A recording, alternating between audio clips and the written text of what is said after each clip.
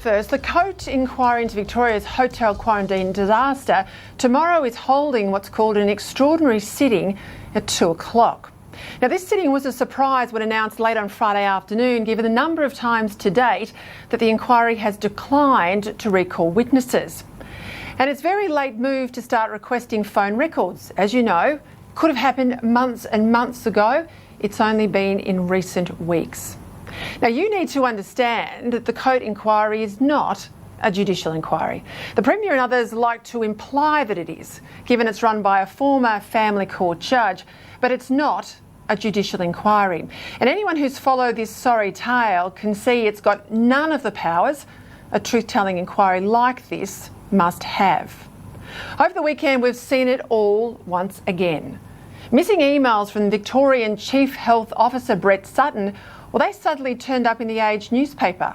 Emails not handed over by his department to Coate, and emails that would seem to show he knew about the use of private security on the very day the hotel quarantine was announced back in March, and not, as he told the inquiry, months and months later. That's what the whole contortion about New Zealand travellers into Victoria was about on Saturday and Sunday.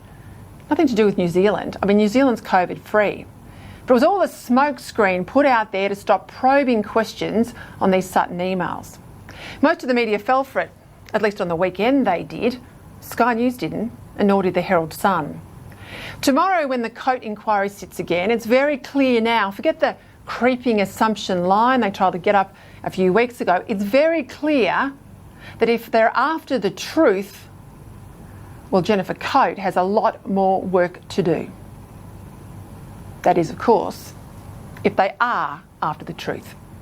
And that truth must be why Victoria went it alone, using private security guards to guard quarantine hotels when every other state in this country used their police force and the Australian Defence Force.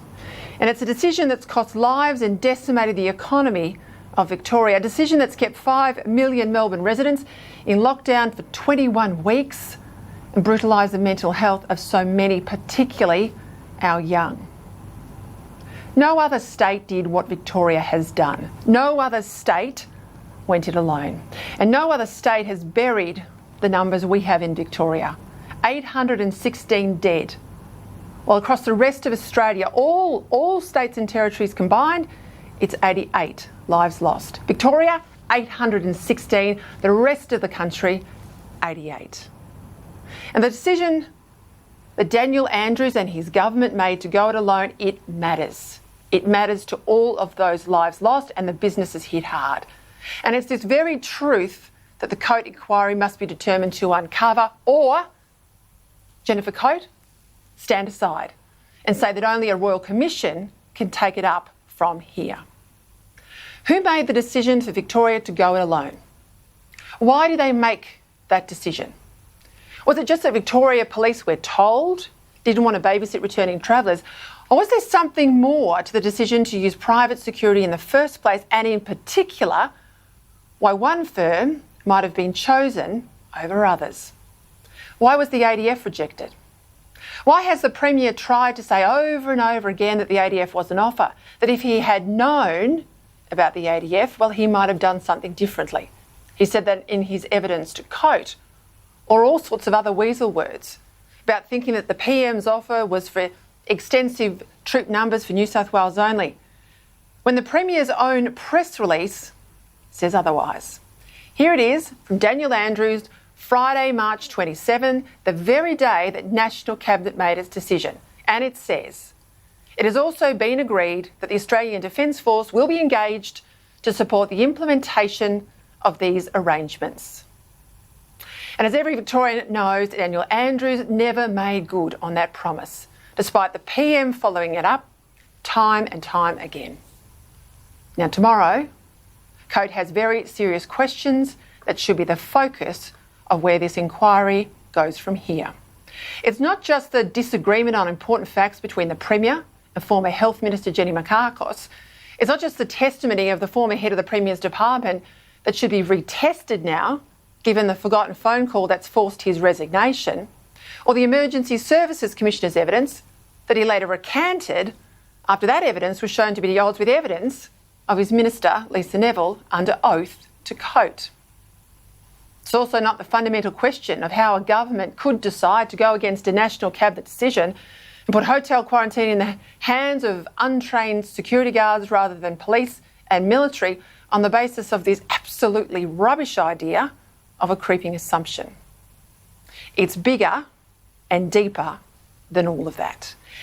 It goes to who actually got these contracts worth tens of millions of dollars, why proper process wasn't followed, and who these various companies are connected to. I want you to know all of this. Jennifer Coate should want to know all of this too, if she's serious about protecting her own legal reputation. Now, having decided not to use Victoria Police, how did the Andrews government choose the three security firms that they did to run Victoria's botched quarantine? One of them, MSS Security, well, they were already on the government's pre-approved and vetted tender list. Wilson Security, well, they were the same. It's the last one of the three that's important, and I want to look at more closely tonight at them, because this third one, Unified Security, well, they got the lion's share of the security work, and critically, they were not vetted and not on the panel. Now, looking carefully into Unified Security, well, it's an eye-opener. It's majority owned by a character called David Millward. He's what I would have called in Canberra political circles a colourful Sydney identity. He's been involved in two other security companies that have ended up in voluntary administration, owing their creditors millions. David Millward is the bloke at the centre of all these early days when critical decisions were made in rapid-fire time to set up hotel quarantine back in March, and the decisions about who would get this very lucrative work. In Unified Security's case, we're talking about a $30 million contract for 3 months' work. On the day of the National Cabinet decision, when it announced hotel quarantine, well, this Millward character personally gets an email late that night, 1:33 p.m, from the Victorian Jobs Department asking, does he want to do this work? Again, he's not on the vetted list. By 6 a.m. the next day, he's negotiating. Around 9 a.m, he says via text that he's secured 10,000 units of PPE. Masks, gloves, hazmat suits, the whole box and dice. All of this is in evidence to the Coate inquiry if you're prepared to dig hard enough. It's all there. Now, Millward also says that a lot of his staff are already trained up in the federal government's online COVID infection course. Now, let's just stop there. So 6 a.m, he says, we want in, and 3 hours later, he says he's got almost half his people trained and he's got all this PPE. Well, I followed this up carefully. First, there's no evidence anywhere that anything Millward said was checked. We also know that at this time, back in March, getting PPE, it was tough. You'll remember we struggled to get it into Australia, and that the federal government had to use defence workers to set up a local supply chain. Now, I have it confirmed that a private company like Unified would not have had access to the national PPE stockpile, because this was for hospitals and the like. So I take it with a grain of salt that they had what they said they did have.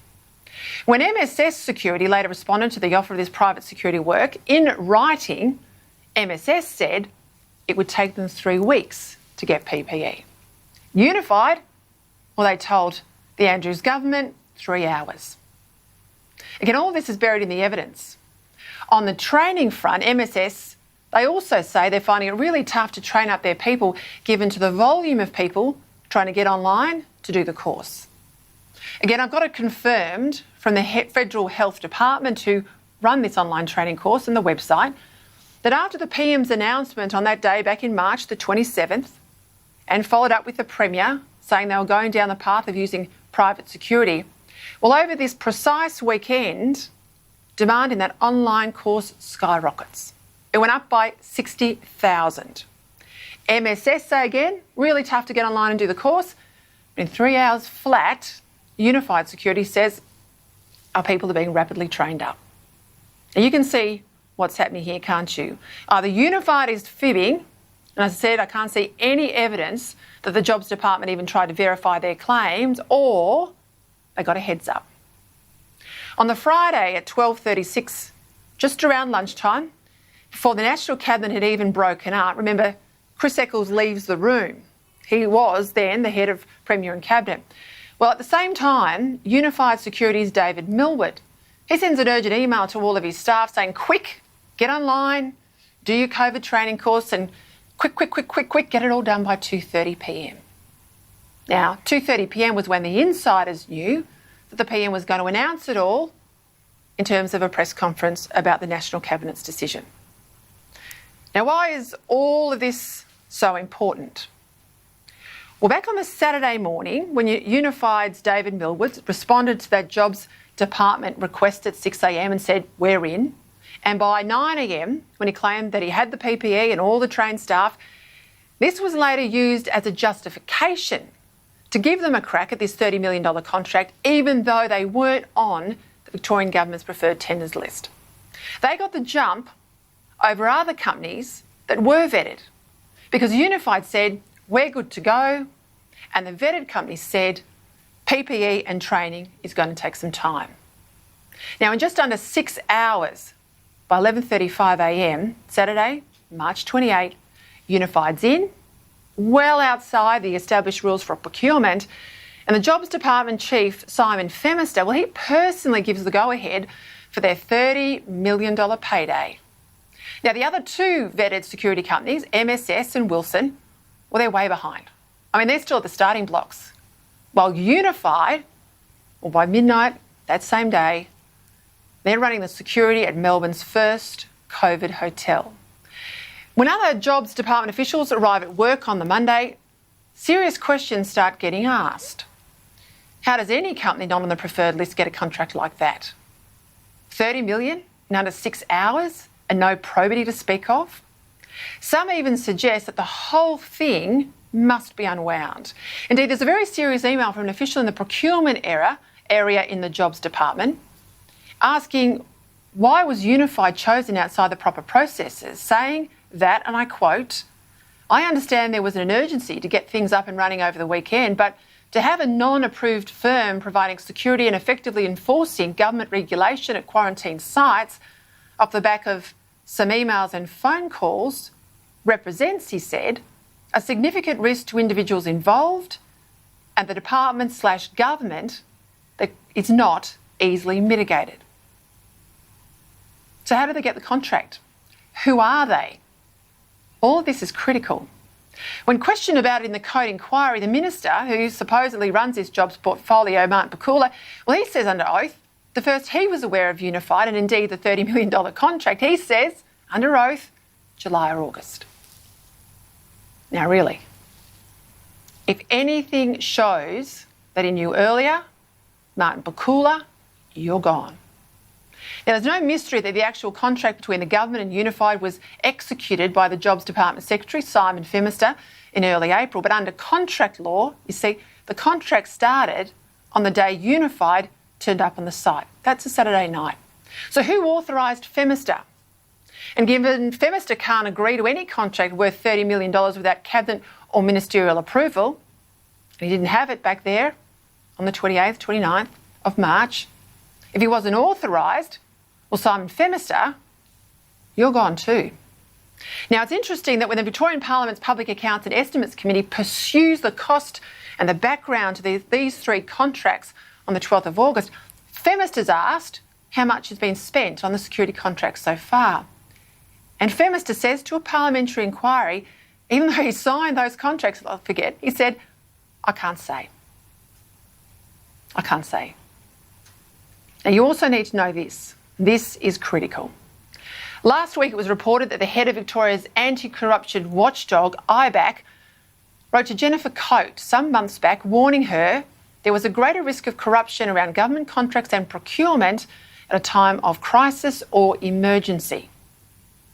And on Thursday just been, IBAC issued this very significant statement. They said that starting next Monday, it will hold public hearings into allegations of serious corrupt conduct in the awarding of contracts in Victoria's public transport sector. As the IBAC statement says, and I'll quote, the hearing is a part of IBAC's investigation, Operation Esperance it's called, into allegations of serious corrupt conduct during the tendering, procurement and subsequent management of major contracts within V-Line and Metro. IBEX Commissioner, the Honourable Robert Redlich QC, said the hearings will consider whether current senior public officers have improperly influenced the awarding of contracts. He says, and I quote, "These public hearings will examine the integrity of the processes and management of certain major contracts between V-Line, Metro and suppliers." Now, I don't know anything at all about the IBAC inquiry, only IBAC does. And we'll see where IBAC's hearings go next Monday. These hearings will be public. But this I do know. The only other significant contract that Unified Security has in Victoria is a contract with Metro, awarded last year. So I'll say again, I'm not giving up, not going away. I will get to the bottom of this, because 800 dead deserve more than a cover-up.